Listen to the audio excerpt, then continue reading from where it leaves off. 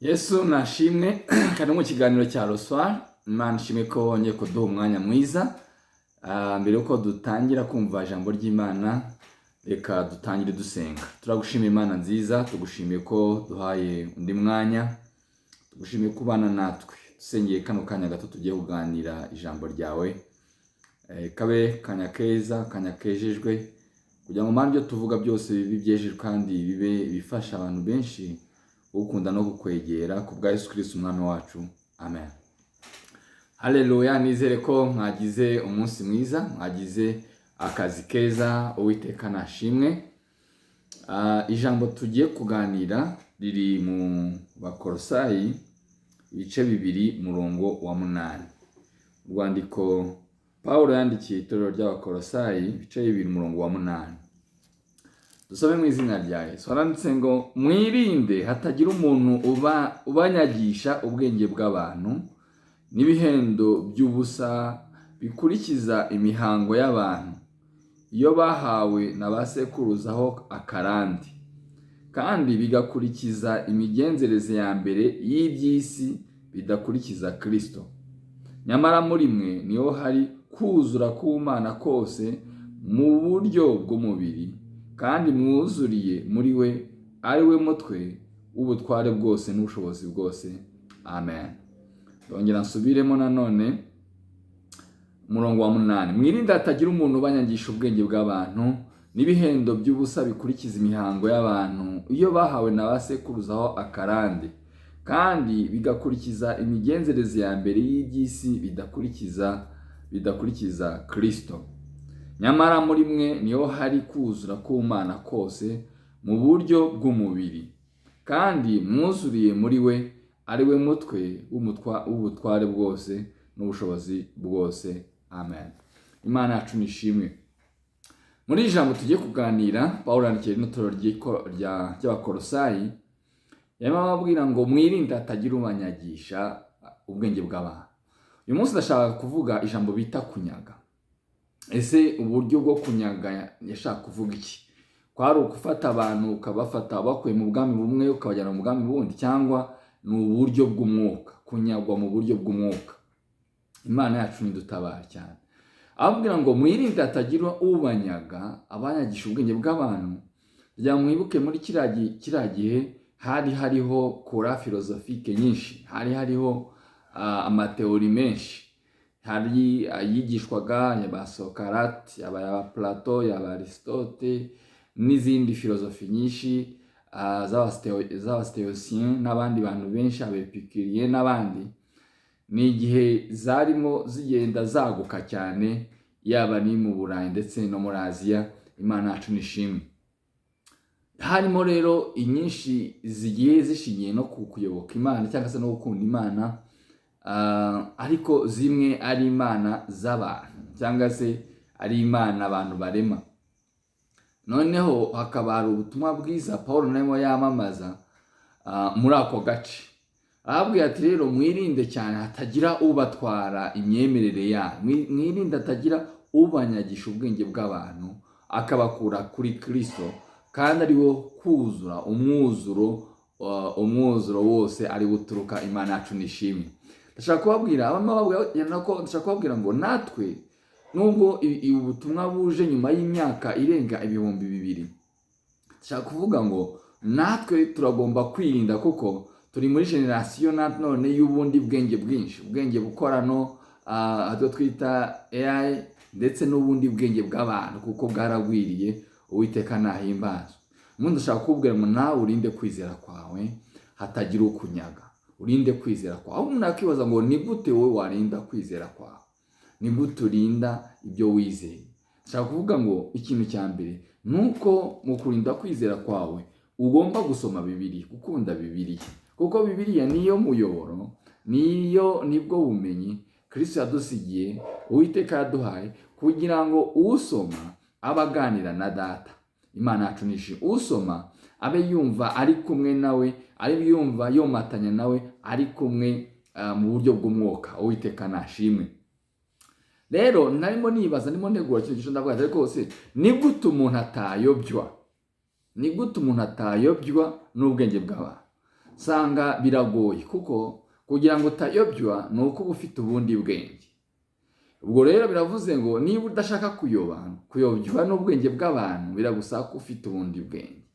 Kuko ijambo hano ryambwiye ngo ubwo bwenge nubwo bahawe na ba sekuruza, ni ukuvuga ngo bufite amateka, bwagiye buhererekanywa, biba generation to generation, bukava muri genealogy runaka bujya mu yindi, mu gisekuruza bujya mu kindi, bukaba muri generation bujya mu yindi.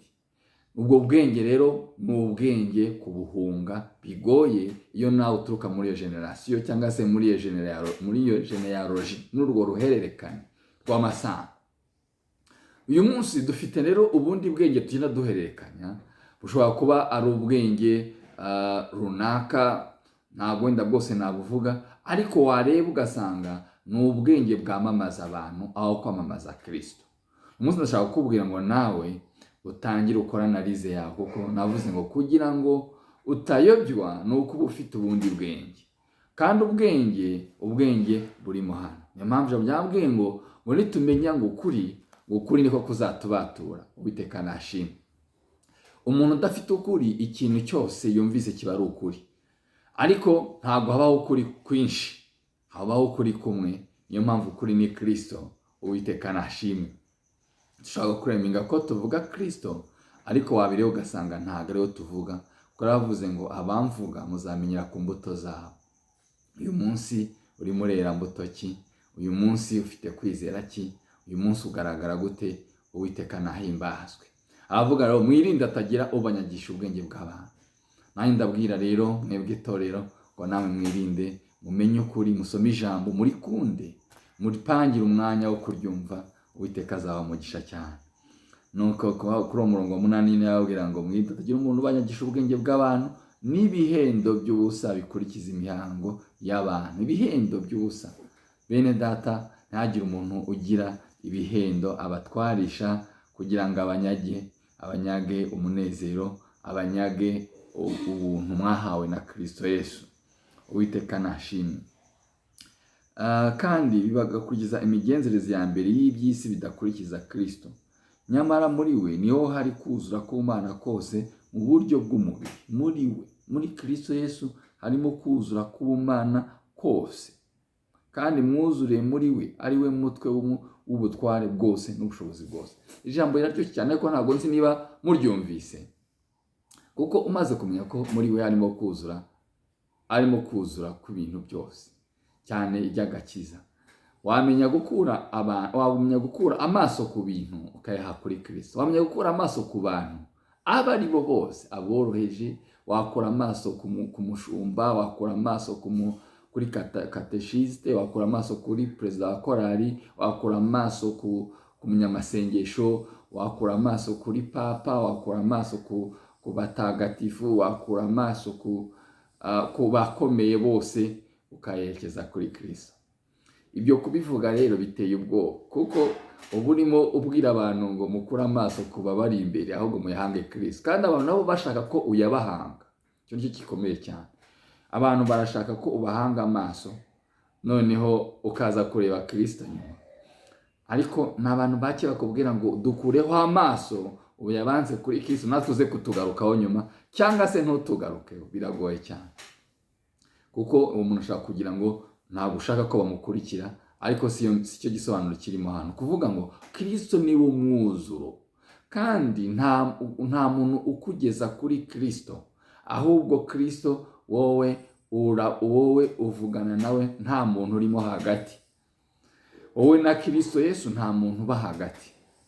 Ariko bitavuze ngo ntitugomba kugira guterana kwera.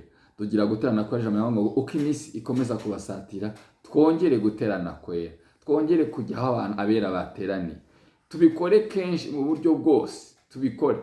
Ariko ibyo byo guhura ntibivuze ngo uri hagati yanjye na Kristo Yesu. Uwiteka nashimwe. Imana rero namwe ibagirire neza kandi ibanezeze n'uno mugoroba. Nongera kubabwira ngo ese Kristo niwe banze rya mbere ryawe? Ese Kristo niwe mwuzuro wawe? Ese nta muntu uri hagati yawe na Kristo? Ese uracyakomeje gukunda guterana kwera nk'uko abera babigenzaga? Uwiteka nashimwe. bw'ijambo rivuze ko tuganira mu mugoroba.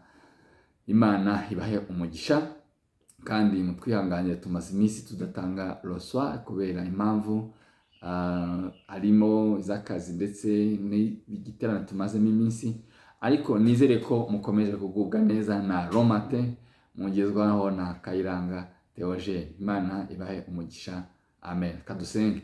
Ndagushimiye Imana nziza, tugushimiye kugira neza, umeze kuduhana ibihe byiza n'abizera bose, kubwa Yesu Kristo umwami kandi umukiza wacu, amen. Murakoze cyane, mugire umugoroba mwiza, amen.